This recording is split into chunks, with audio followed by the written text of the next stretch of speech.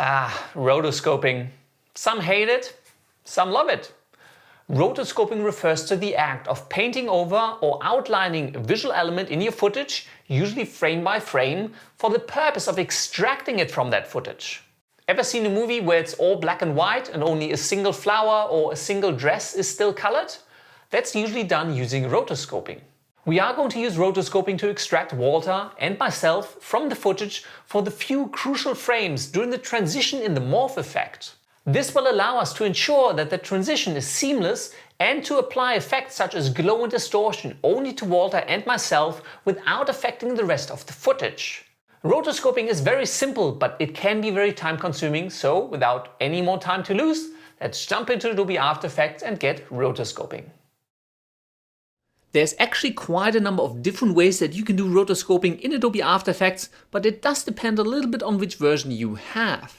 If you have After Effects CS5 and above, up in the toolbar you'll actually find something called the Roto Brush tool, which does make rotoscoping a whole lot easier. And again, it's a bit more of an intermediate topic, but I do have some tutorials on my YouTube channel if you do want to check that out for free. Or another option, with your layer selected, under animation you'll find something called Mocha AE, which is for motion tracking, but you can also use it for rotoscoping. Again, kind of out of the scope of this course, but also again, I do have some tutorials for that for free on my YouTube channel, so go check that out if you want to. Now, because all we've learned in this course so far, because it is for absolute beginners, is masking, and yes, you can use masks for rotoscoping. It's probably not the ideal tool for the job, but for simplicity and only using the skills we've learned in this course to create these visual effects, let's rotoscope using masks. Now, because I want to create this transition from Walter over to me during this period, this is probably the section where I need to rotoscope myself as well as Walter out from our footage layers. So I have separate layers which just contain Walter and just his body outline, as well as a layer that only contains me and my body's outline, because this will then give me the ability to add glow effects to our bodies or add shine only to certain elements and just create that really intricate morph effect. Because right now, if I applied any glow effect to this layer, it would apply to absolutely everything, including all the background and the rest of the footage. So we do need to cut ourselves out first. So let's start out by rotoscoping Tobias. For that, let's take the Walter transformation-Tobias layer and duplicate it with Ctrl D. I'm going to rename this layer with Enter to Tobias Roto. And I probably don't need the full duration, so probably about here where I want the transition to be pretty much complete. I can actually just cut off this layer here to shorten it. So this is really the section where I want to rotoscope.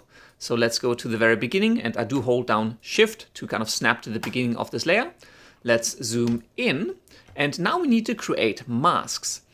You can create a single mask for the entire outline and then just keyframe that frame by frame, or every 5 or however many frames you need to kind of follow along with the movement. But that can be really, really clunky and just not work very well. I recommend using multiple masks for the different parts of the body, because as I move, my legs move different from my upper body, my arm moves differently, my head moves differently, and creating separate masks for all of those body parts will just make rotoscoping a little bit easier. So let's grab the pen tool, make sure the Tobias Roto layer is selected. Let's zoom in here, and let's create a mask for my right leg. Obviously, I'm going to speed this footage up a fair bit, just so you don't have to sit through and watch me painlessly click all of these points of the mask. You're going to have all of that fun anyways, if you're doing it the exact same way. And then just kind of finish it off over my lower tummy section here. Let's expand the Tobias Roto layer, or just press M to reveal the masks. I'm just going to pull this up a little bit. And you can actually rename masks as well, which is actually really useful. So let's rename mask 1 and call this right leg. And let's enable the stopwatch icon for the mask path. Let's zoom in on the timeline just a little bit. You can do that by holding down Alt or Option and scrolling on your mouse wheel, just so I can see my keyframes a little bit better. Let's go to the very end. And obviously this mask is now off. It doesn't really align with the side of my leg, or here at the bottom it looks okay. But now what I want to do is I essentially want to reshape this mask to kind of include my leg as cleanly as I can. So we're just starting to create this animation of this mask to follow my leg. Fortunately, my foot isn't moving, and that looks all right. Let's move in a little bit to maybe round about here. Try to find spots as far between other keyframes as you can where the mask is the most off. And you can actually square select a whole bunch of points as well. So rather than clicking them all individually, if you're in point selection mode already, you can actually just click and drag a big outline around all of the points that you want to move. So you can kind of grab and drag a whole bunch of them simultaneously, which does make it a whole lot easier. So right here, for example, I may not want to have all of these, so let's click and square select. Let's pull this in a little bit. You don't have to be perfect with this because there's going to be so much glow and shine and other effects overlaying that it doesn't really need to be perfect. But the more accurate your rotoscoping, the more detailed control you do have over your final effects. So it does pay to spend a little bit of time on this.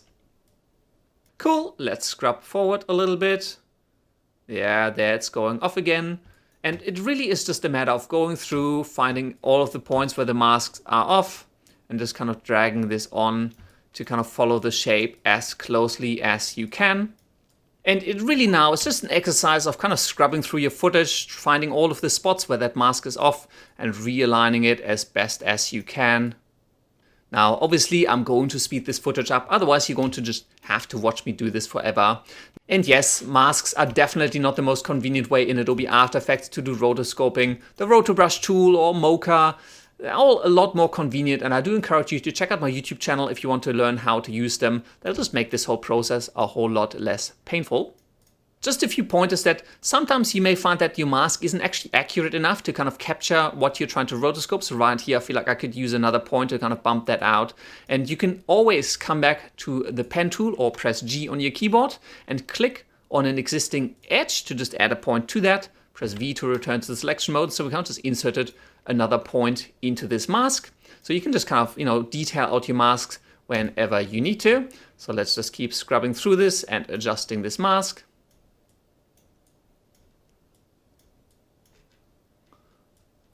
Cool, and I would say that's actually looking all right.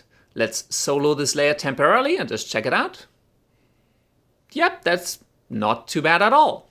Let's unsolo the layer, and because I don't actually accidentally want to modify this mask as I'm adding all of the other ones that I need for this rotoscoping, I like to lock down my mask. So there's this little lock icon here. If I enable that on the mask, I can now no longer click and select the mask points themselves. I can obviously still move the layer, but I can't accidentally modify this mask as well. Just in case you're interested as well, you can also lock down entire layers, so you can't even select that layer anymore. But I want to leave the layer unlocked. I just want to lock down this mask, so I can't even select it or change it anymore. So that's just fixed. With the Tobias Roto layer selected, let's add another mask. And you can start adding one for the left leg, one for the arm, the shoulder part.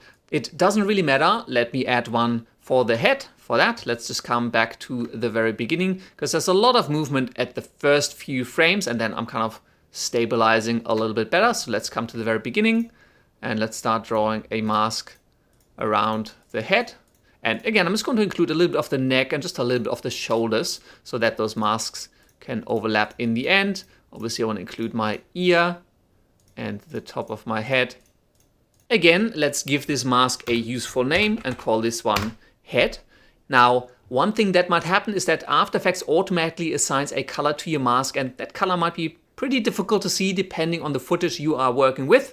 However, in the mask, you can actually click onto this little color square here and change the color of that mask to something much more visible, so it's much easier to work with. So just keep that in mind if that's getting a little bit complicated.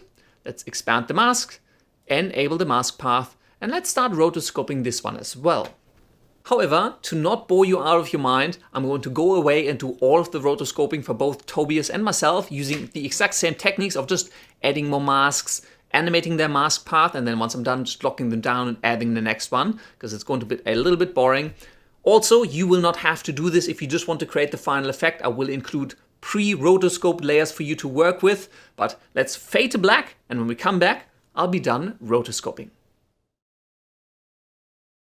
This is the final rotoscoping job that I ended up doing for Tobias. There's quite a number of different masks, and if I pop this open, I've got masks for the right and left leg, the head, right and left torso, left arm, and then I've got the right upper arm and the right forearm, because right here they're kind of going outside of the main area. All of this probably took me about an hour or two, definitely longer than it would have with the Rotobrush tool or maybe even Mocha AE. That said, it's probably not a bad idea to go through this exercise at least once using nothing but masks, so you know how to work with them, you feel comfortable with them, because you are going to use them a whole lot when you create your own visual effects or motion graphics. However, if you don't want to spend the time and you simply want to follow along with this tutorial, I'm going to render this layer, this Tobias Roto layer out separately with some transparency, so you can just import that and use that in your own project and you won't have to go through the rotoscoping process. Now, one thing, if you have rotoscoped this yourself with masks, I always recommend you do, is enable the motion blur switch on that layer, because that motion blur will get applied to the masks. And again, if you can't see the switch, toggle your switches and modes and enable motion blur on the overall composition. So wherever your masks move, you'll get a little bit of a nice blur along the edge. It looks a little bit more natural. And of course, I also have a Walter Roto layer. Let me just collapse all of these. So this is the same thing done for Walter. You can see it's not perfect, right? There's kind of, you can see a little bit of edges here and there, but for the purpose of this morph effect, that'll probably be good enough. One thing I recommend you do though is that once you've rotoscoped your layers and you've got a whole bunch of animated masks on that layer, pre-compose that layer. So let's select Tobias Roto, press Ctrl Shift and C, or again on a Mac, Command Shift and C to pre-compose. Let's call this one Tobias Roto Comp, and do make sure you move all attributes into that composition. So all of those masks, all of that complexity is hidden. And you're really just working with this visual layer of Tobias on a transparent background, because some effects get applied before masks and some effects applied after masks. And if you have masks on this layer in your main composition, it might not work the way you expect it to. So once you've rotoscoped, always pre-compose that layer, including all of the masks, so that you're working with a nice and clean layer. And let's do the same for the Walter Roto. Let's call this one Walter Roto Comp. Move all attributes into the new composition. And now we have separate layers for Tobias Roto and Walter Roto ready to be used to create the final morph effect.